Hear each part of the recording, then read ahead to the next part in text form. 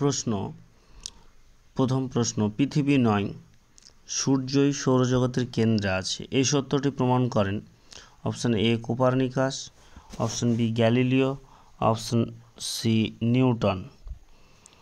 সঠিক উত্তর হলো option A Copernicus. This is the right answer, Copernicus. ইনি হলেন কোপারনিকাস, বিখ্যাত কোপারনিকাস। তিনি প্রথম বলেছিলেন যে পৃথিবী নয় সূর্যই সৌরজগতের কেন্দ্রে আছে। নেক্সট প্রশ্ন, পৃথিবীর পরিধি 40,070 কিলোমিটার।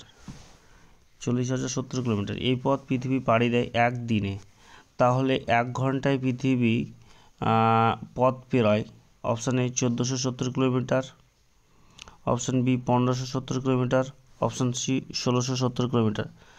তাহলে সঠিক উত্তর হবে 1670 kilometre. This is the right answer. 1670 kilometre পথ 1 ঘন্টায় পৃথিবী পেরোয়, অর্থাৎ একদিনে এবং 1 ঘন্টায় পৃথিবী পথ পেরোয় 40,070 কিলোমিটার।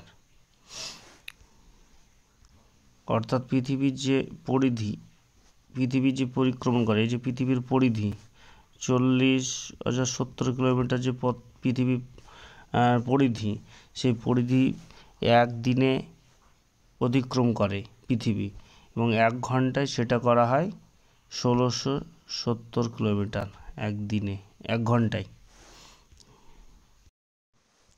নেক্সট প্রশ্ন, এলাহাবাদ শহরের উপর দিয়ে বিস্তৃত রেখাটি ভারতের প্রবাল দ্রাঘিমা নামে পরিচিত। এর মান হলো অপশান এ 82 ডিগ্রি 30 মিনিট পূর্ব, অপশান বি 72 ডিগ্রি 30 মিনিট পূর্ব, অপশান সি 62 ডিগ্রি 30 মিনিট পূর্ব। তাহলে আমরা ছবিতে দেখতে পাচ্ছি যে উত্তর দক্ষিণ ভারতের একটি ম্যাপে এবং পূর্ব পশ্চিম এই যে চিত্রে আমরা দেখতে পাচ্ছি, এটাই হলো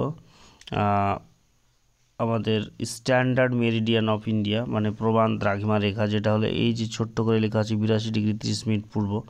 তাহলে এখানে প্রশ্নে বলা হয়েছে যে প্রবাল দ্রাঘিমা কত, তাহলে সঠিক উত্তরটি হবে অপশান এ 82 ডিগ্রি 30 মিনিট পূর্ব। আরেকটি ছবিতে দেখা যাচ্ছে যে 82 ডিগ্রি 30 মিনিট পূর্ব প্রবাল দ্রাঘিমা রেখা। এই এলাহাবাদ শহরের উপর দিয়ে যে রেখাটি আছে, এই যে রেখাটা, সেটাই হলো প্রবাল দ্রাঘিমা রেখা, যেটির মান হচ্ছে 82 ডিগ্রি 30 মিনিট পূর্ব। এটি হলো প্রবাল দ্রাঘিমা রেখা।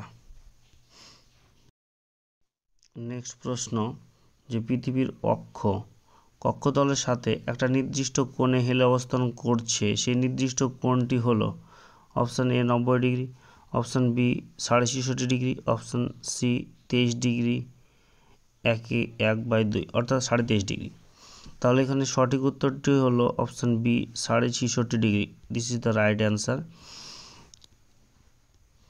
আমরা ছবিতে দেখতে পাচ্ছি যে এটা পৃথিবীর অক্ষ, এটা হলো পৃথিবীর অক্ষ, এবং রয়েছে কক্ষতল, এটা হলো কক্ষতল।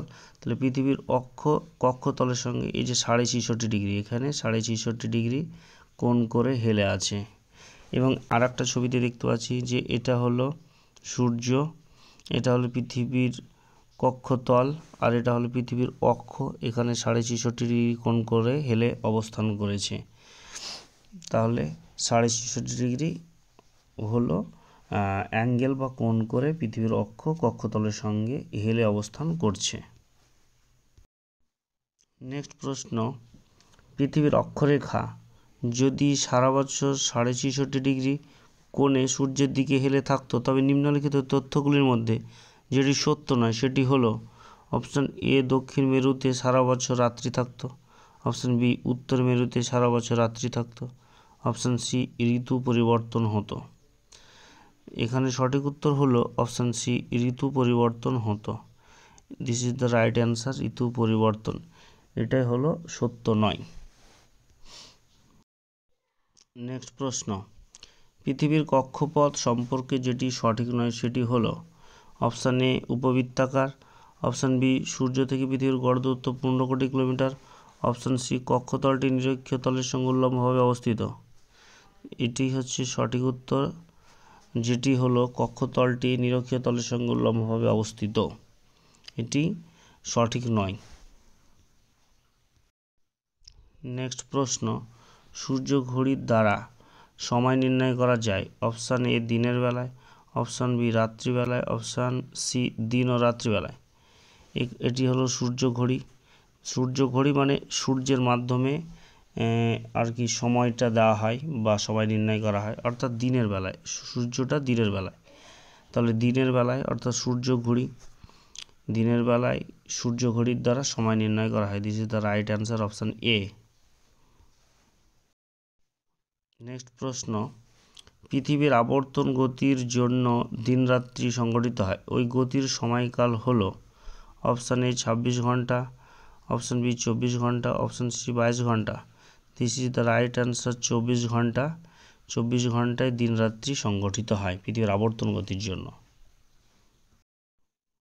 পৃথিবীর আবর্তন গতির একটা চিত্র, যে সূর্য এবং সূর্যের চারিদিকে যে পৃথিবী পরিক্রমণ করছে, তাই সূর্য আর যেই দিকে পৃথিবী রয়েছে সেই দিকটা হলো আলোকিত হচ্ছে, অর্থাৎ দিন হচ্ছে, এবং পৃথিবী এবং সূর্যের যে দিকটা বিপরীতে থাকছে সেই দিকটা হলো রাত্রি হচ্ছে, অর্থাৎ দিন রাত্রি 24 ঘন্টার মধ্যে সংঘটিত হচ্ছে। নেক্সট প্রশ্ন, পৃথিবী সব কিছুকেই নিজের কেন্দ্রের দিকে টেনে ধরে রেখেছে, এর জন্য দায়ী পৃথিবীর মাধ্যাকর্ষণ টান, এই কথাটি প্রথম বলেন? Option A Galileo, option B Newton, option C Copernicus.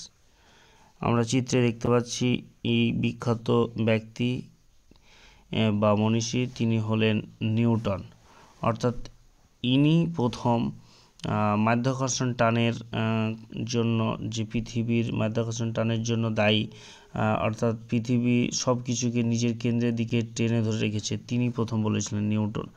Option B, this is the right answer. ভিডিওটি যে কোনো সরকারি চাকরি পরীক্ষার জন্য অতি গুরুত্বপূর্ণ। প্লিজ লাইক, শেয়ার এবং সাবস্ক্রাইব করতে যেন ভুলবেন না।